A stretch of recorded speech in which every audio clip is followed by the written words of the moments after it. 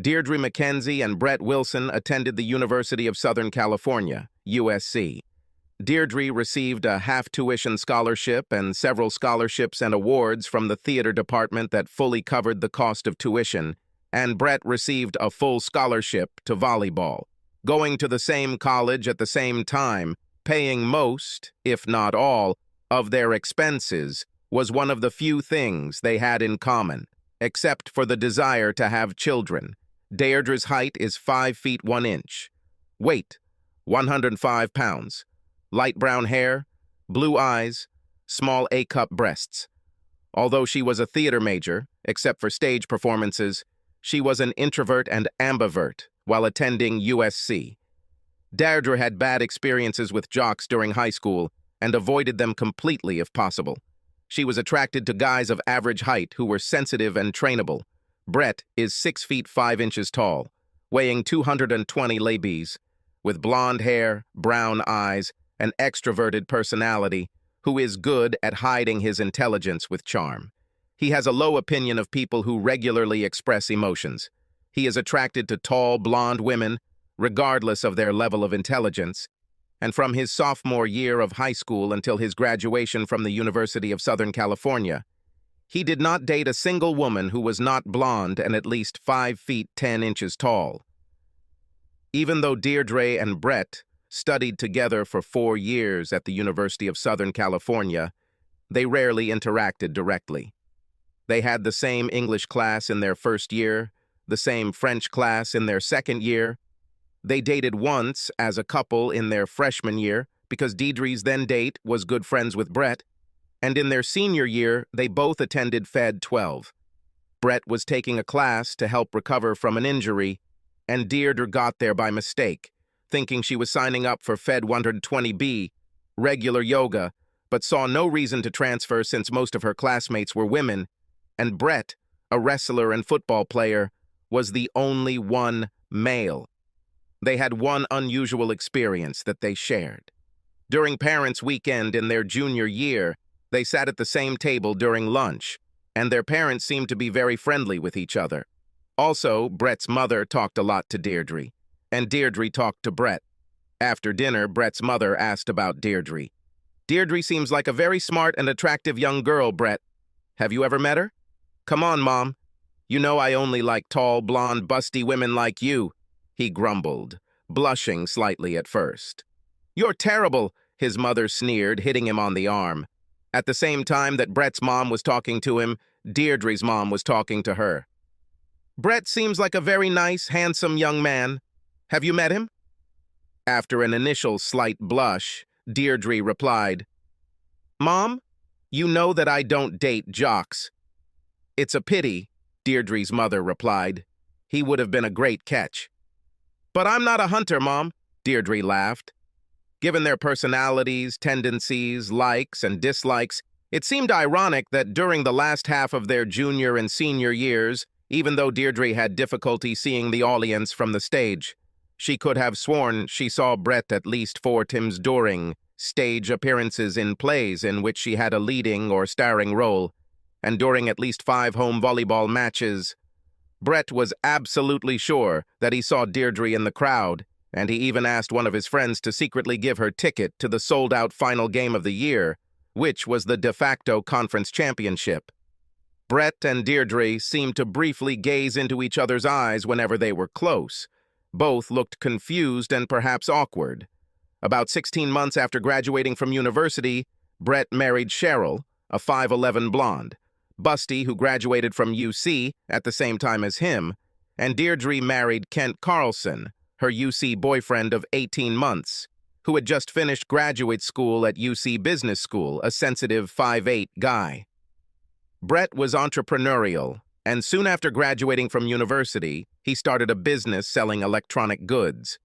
Cheryl was his first employee and ended up with 5% of the business before they became romantically involved. Because they were smart, hardworking, and pleasant people, the business quickly became successful. Before the wedding, they agreed to have at least 2 children, although Cheryl seemed less interested in this than Brett. However, Brett was, as Deirdre's mother noted, a great find. and not wanting to risk him losing interest in her, she agreed with a smile, and also agreed to a prenuptial agreement that released Brett's 95% share of the business from community ownership. Brett enjoyed his married life, except for fleeting bouts of guilt after sex with Cheryl, when he didn't think about her during the climax, especially since those climaxes were the most intense of his life. He maintained good physical condition by exercising almost daily and playing in an amateur volleyball league. It turned out that Kent also had good entrepreneurial instincts, and for 3 years after his marriage to Deirdre, his business appeared to be successful. Deirdre was able to continue her career in the theater, and although it did not bring much economic benefit, it did bring spiritual satisfaction. Her only disappointment was that Kent was not as supportive of her career as she thought and seemed to want her to either get a well-paying job or just do volunteer work. Apart from Kent's lack of support for her career, Deirdre enjoyed her married life, except for fleeting bouts of guilt after sex with Kent, when she did not think about him during climaxes, especially since these climaxes were the most intense in her life. Although she did not play sports and did not want to participate in competitions, she maintained good physical shape by doing independent activities almost daily, including cycling, jogging, athletics, and aerobics. Brett and Deirdre were 26 years old when Kent and Cheryl attended the same conference in Carmel by the Sea, California, an almost idyllic location in Monterey County. Although Brett and Cheryl worked for the same company, only Cheryl was interested in the topic of the conference. But Brett worked a lot and needed rest, so 3 or 4 days in such a picturesque place was attractive to him. Deirdre was busy between shows, but the Cat Theater in Carmel asked her to talk to them about the possibility of holding workshops for community theater members in the future, so Deirdre was happy to accompany Kent to Carmel. It was the morning of the second day of the conference that Kent and Cheryl were attending, when Brett and Deirdre literally bumped into each other as they left the same luxury hotel they were staying at. Catching her to keep her from falling, Brett smiled widely and said, "Deirdre Mackenzie, it's you, isn't it?" Hi. Brett, sorry, I wasn't watching where I was going," she stammered. "No, it's my fault. What are you doing in this idyllic place?" "My husband, Kent, is participating in the conference, and I specially went with him since I'm going to meet with representatives of the Cat Theater at lunchtime. I'm going to the city center myself. Do you want me to give you a ride? I've heard that parking is difficult here and there's no point in bringing 2 cars if we're coming from the same places." Brett chuckled. "But what if you want to come back early?" Deirdre asked. "I promise to fit my schedule around yours," Brett responded quickly. "Okay. I think it'll be more fun sightseeing with someone else," Deirdre replied, feeling her face turn red at the uncharacteristic sensation. Since USC, Deirdre had moved away from all the introverted aspects of her personality and was now a true ambivert. Brett remained a pleasant extrovert.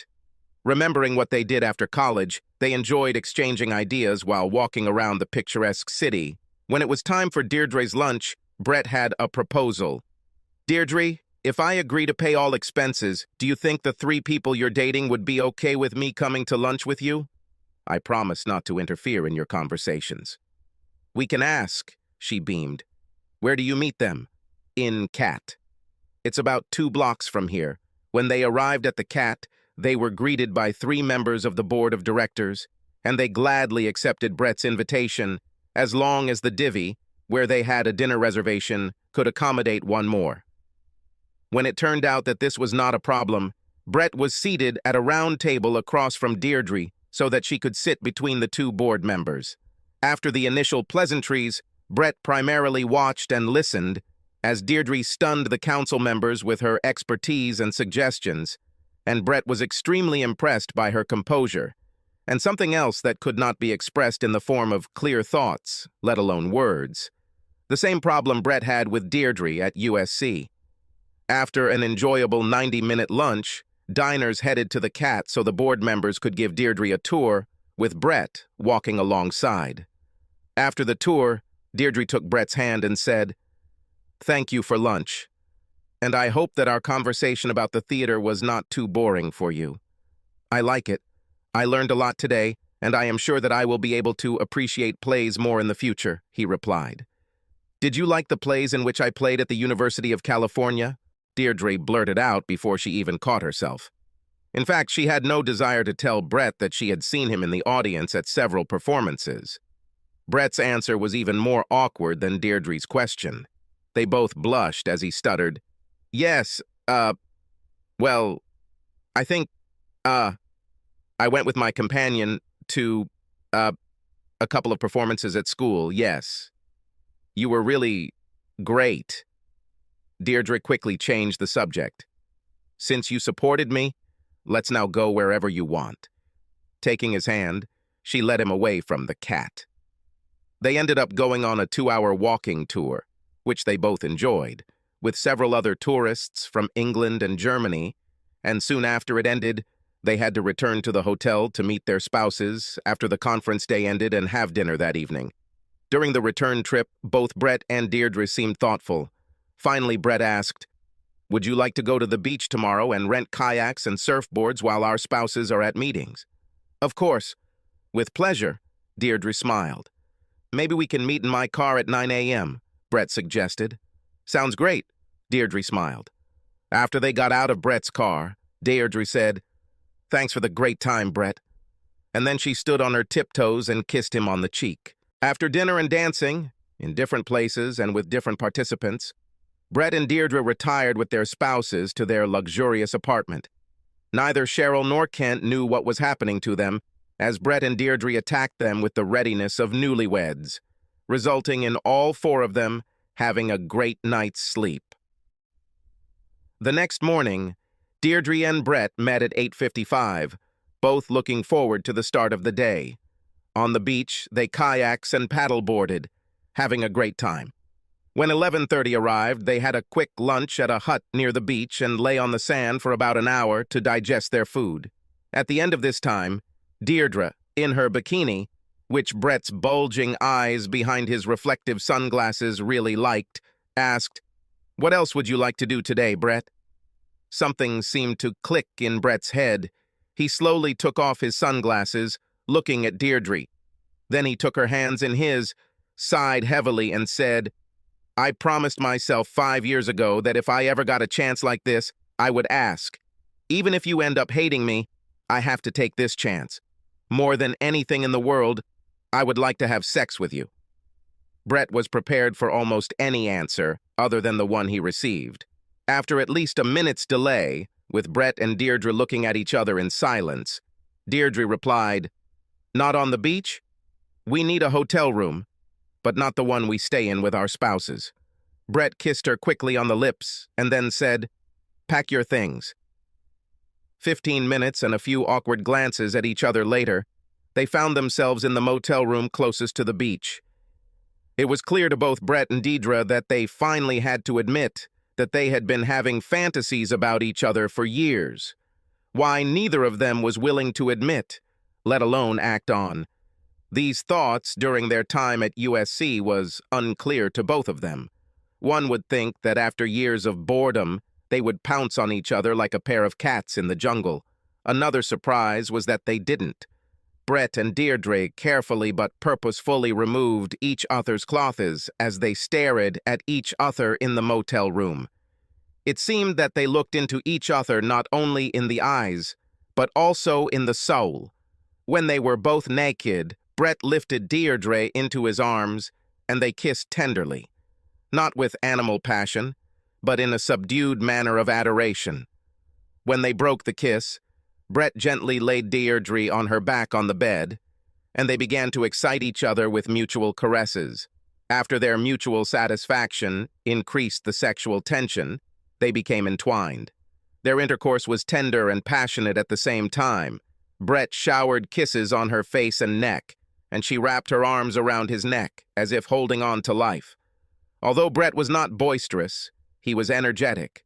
Neither lasted long. Soon Deirdre was screaming in ecstasy, and Brett's grunts were interspersed with exclamations of satisfaction and joy. When they finally came out of the euphoria of climax, Brett pulled away and lay next to Deirdre, nose to nose, both with smiles of satisfaction on their faces. Deirdre spoke first. I can't believe I cheated on my husband. I hate cheaters. But when you told me you wanted sex with me, the only thought in my head was that, for reasons I could never rationalize or explain, I had an animalistic attraction to you from the moment I first saw you. I don't think I ever thought I'd like Brett to ask me out on a date, but I often thought I would really like to fuck him. That's probably why I said yes, even though I hate cheaters. Brett's smile widened. I hate cheaters too, but I rationalize my feelings for you, deceiving myself that even reality with you is just a fantasy. I never thought this moment would come, but I often dreamed about it. My feelings for you are so complicated that they are unreal. I don't know if my feelings are lust, love, infatuation, hunger, or some combination. I may not be physically or emotionally attracted to you, but I am like a moth to your flame. The happy, embarrassed pillow talk continued for a few more minutes until Deirdre moved her hand to Brett's crotch and his cyclops instantly saluted. Deirdre giggled. This time I'm on top, and no gentle caresses like last time. This time it will be sex to the fullest. Deirdre's prediction was proven correct when the lovers experienced a mutual finish of such intensity that they both briefly lost consciousness. 2 hours after they cautiously entered the motel room, Deirdre and Brett emerged beaming. After their swim, they drove back to the hotel, with Deirdre's head on Brett's shoulder and his hand on her thigh most of the way. They parked in the hotel parking lot and looked at each other nervously. I think it would be a very bad idea to have contact in the future or even exchange phone numbers, Deirdre said hesitantly. I don't want to deceive again, but in circumstances like today, I wouldn't be able to control myself. Brett nodded his head in agreement. You're absolutely right, and I feel the same way. I have fulfilled my biggest fantasy, other than having children, and I don't want to ruin your life or mine. Then he looked around to make sure no one was looking and muttered, "One more kiss." They exchanged a quick but passionate kiss and then parted, vowing never to see each other again. After Deirdre showered that evening, Kent had another nice wild ride before falling into a deep sleep. Deirdre was enjoying herself, but spent most of the night staring at the ceiling, just like Brett had done after bringing Cheryl to 4 climaxes. 8 months and 8 days after the end of the Carmel Conference, Deirdre gave birth to a frolicking baby girl weighing 7 pounds 10 ounces. When she first realized she was pregnant, she was terrified that it might be Brett's child, a possibility she had never even considered when she was overcome with lust while mating with Brett. However, her OB/GYN assured her, based on all normal signs, that she was pregnant before the conference. Although this was a great relief for Deirdre, she was still worried until little Carla was born. Carla had blue eyes like Kent and Deirdre, not brown like Brett and his parents, whom she remembered well from a long-winded conversation with them at Parents' Weekend during her freshman year at USC. Her OB/GYN did too, told Deirdre that Carla was clearly at full term. Her development had all the hallmarks of a full-fledged child, making it almost certain that she was already pregnant before having sex with Brett. Although both Kent and Deirdre were excited about parenthood, the responsibilities of raising Carla fell on Deirdre much more than Kent had led her to believe when they talked about children, both before the wedding and before she became pregnant. Kent was also not very supportive of Deirdre's acting career, but through her will, love, and ambition, Deirdre became an exemplary mother and continued her career. About 2 years after Carla was born, Brett was hosting a couple of clients, a man and a woman, in Pasadena. It was no coincidence that he met them there, even though his office and theirs were not in Pasadena, because it was the central location of all 3 offices, and for another reason, unrelated to geography. Another reason was that Deirdre was starring in Fernand Koppel's King Lear, a short play at the Pasadena Playhouse. After conducting business, Brett invited his clients to join him for a 6:30 performance of King Lear, for which he purchased second-row seats at the 86-seat Pasadena Playhouse, followed by dinner. They agreed, but they were a little confused by the fact that before the performance he bought 4 bouquets of a dozen roses each. As usual, Deirdre gave a wonderful performance as Liz Rico and received a standing ovation at curtain time. After the performance, holding roses, a dozen for each of the 3 women in the cast and the female director, Brett led his excited but wary clients backstage. Brett said to the security guard, "I would like to see the director. I have flowers for her and the women from the cast." This was a bit unusual for a board guard, but it was a change of scenery. So he agreed with Brett and soon returned with the director. "Hi," Brett beamed, extending his right hand and barely holding 4 dozen roses in his left. "I'm a friend of Deirdre Mackenzie and would like to see her and congratulate her on her outstanding performance, as well as give a dozen roses to you, her and the 2 other ladies involved in performance for a stunning evening of entertainment." Brett soon overwhelmed the director with his charm, handed out roses to the director and 2 performers except Deirdre, and then found her. She blushed when he handed her a dozen roses and blushed even more when he introduced his clients. When he told his clients, "I know I'm biased because Deirdre is my favorite non-family client, but wasn't that the best performance you've ever seen?" When the clients agreed, Deirdre's face turned completely red. Despite her embarrassment, she agreed to accompany them to dinner. All 4 of us had a great time at dinner. However, around 9 p.m., Deirdre began to fade after the intense performance and long day, and said she needed to go to the hotel. Brett dropped his clients off at their hotel and then drove Deirdre to hers, insisting she was safe as he walked with her to room 313 at her hotel. When she thanked him at the door for the roses and dinner, he said, "You look too tired to take a proper shower. Let me help." "No, you're a pervert," she grinned. "I remember what happened the last time I was in the room with you, and I couldn't walk normally for 2 days. What if I promised to be gentle?"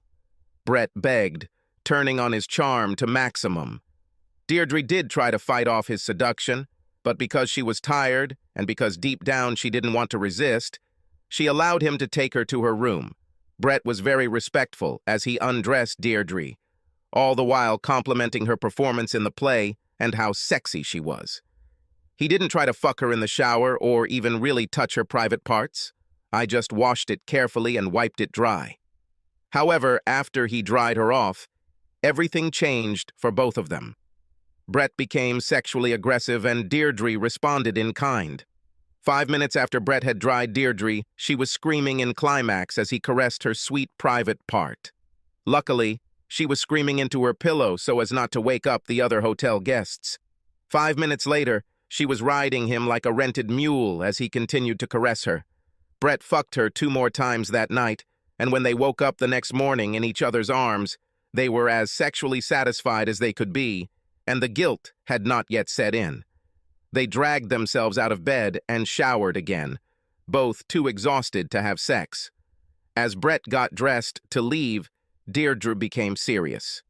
"I don't know why I let you devastate me last night, or perhaps why I devastated you too," Deirdre sighed, "but it must not happen again. If you come looking for me one more time, I will cut off your genitals. I hate myself for deceiving myself, and I won't let you manipulate me again." With steely determination in her eyes, she looked at Brett and said in a fake Italian accent, "Understand? You understand?" In Italian. "You're the best sex I've ever had in my life, but I understand, Capire. I feel guilty too, but I'm not sorry. I just regret not meeting you at USC. I know you were interested."